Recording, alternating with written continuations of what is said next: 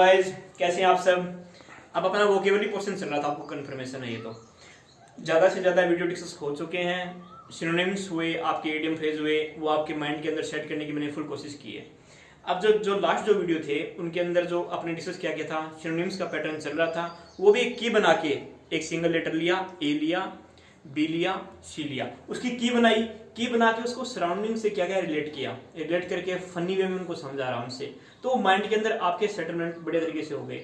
फिर जब आगे बात आई क्या कि ऐसा कोई मसाला मिले जिसके अंदर एक ही जगह सारी चीजें कवर हो, क्या क्या हो, सिनोनिम्स हो गए, एंटोनिम्स हो गए, वन वर्ड हो गए। अब उसके लिए किस चीज की मेन जो रिक्वायरमेंट पड़ी, वो पड़ी आपकी स्टोरी स्क्रिप्ट लिखने की। वो भी हमने बड़े तरीके से कोशिश की, उसको समझा ढंग से एकदम। जो लास्ट जो दो वीडियो थे उनमें आराम से एक स्टोरी बनाई, उसको बड़े तरीके से समझा आराम से। उसके थ्रू निकला क्या मसाला, क्या निकला कि दो वीडियो में क्या निकल के आया, आपके सिनोनिम्स भी हो गए, इडियम फ्रेजेस भी हो गए, यहाँ तक कि अपने होमोफोन्स भी थे ना, वो भी उसी वीडियो के अंदर डाल दिए, ताकि पूरा का पूरा जो वोकेब का पोर्शन है वो एक जगह उसका समराइज वे में निचोड़ मिल जाए और आपको कोई भी प्रॉब्लम नहीं हो।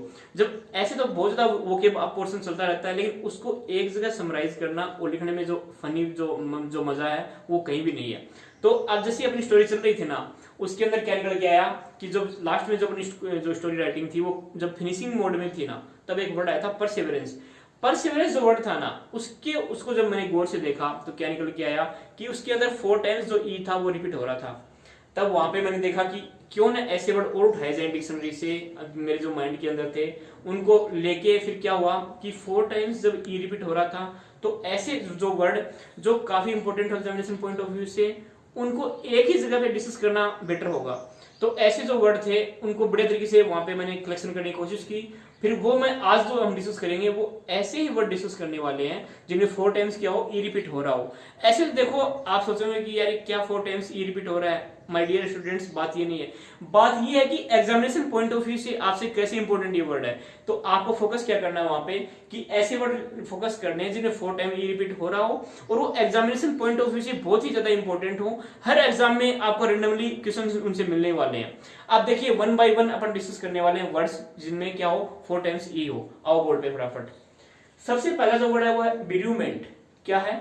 बिर्यूमेंट जो वर्ड है। अब बिर्यूमेंट का जो मीनिंग है वो फोकस करेंगे। देखो क्या, the death of a relation और क्लोज फ्रेंड।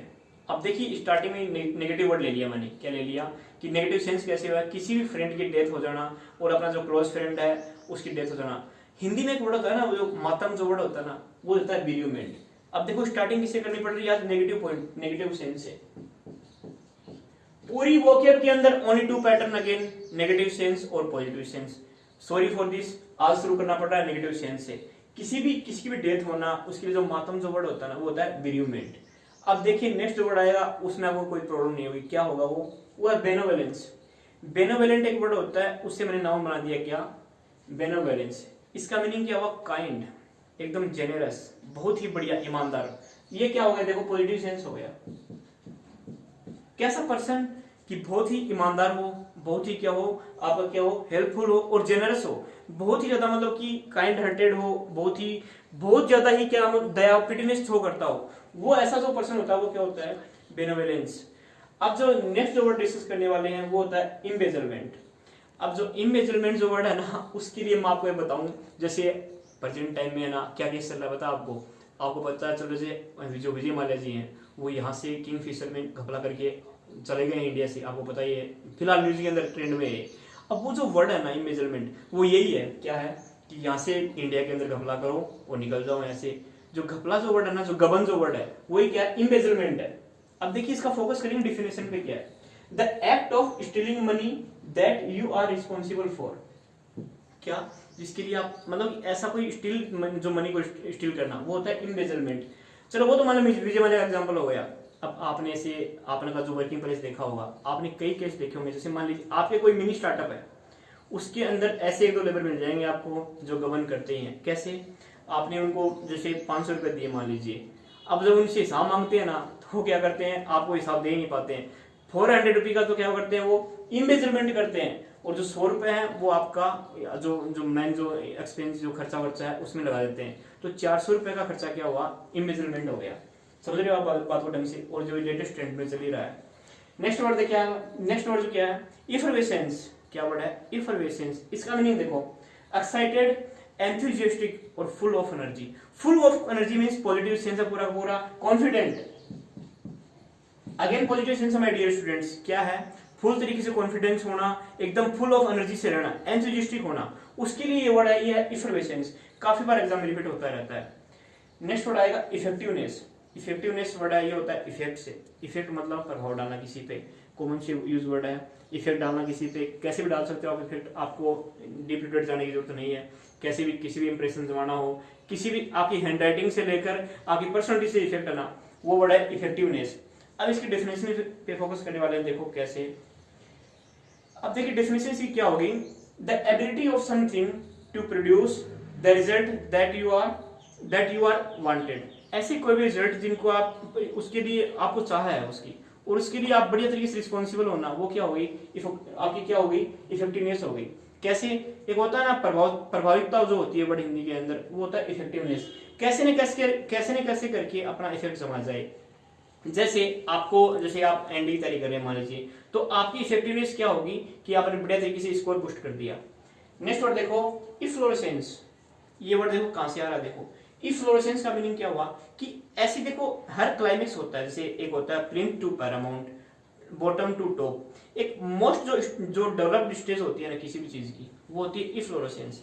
कैसी स्टेज कि बहुत ही तरीके से क्या हो गई, वो मोस्ट डेवलपमेंट हो चुका है उसके अंदर, मतलब फुल क्लाइमेक्स पे आ चुकी है, उसके लिए वर्ड है इफ्लोरेसेंस। ऑब्वियस सी बात है, पॉजिटिव सेंस है। नेक्स्ट है रेफरी। देखिए रेफरी जो वर्ड है कॉमन यूज वर्ड है, बट वन वर्ड के अंदर देखो इसको कैसे पूछेगा, the official who controls the game in some sports. ऐसा कोई ऑफिशियल पर्सन जो गेम को कंट्रोल करता हो और किसमें, स्पोर्ट्स के अंदर, उसको अपन बोलेंगे रेफरी।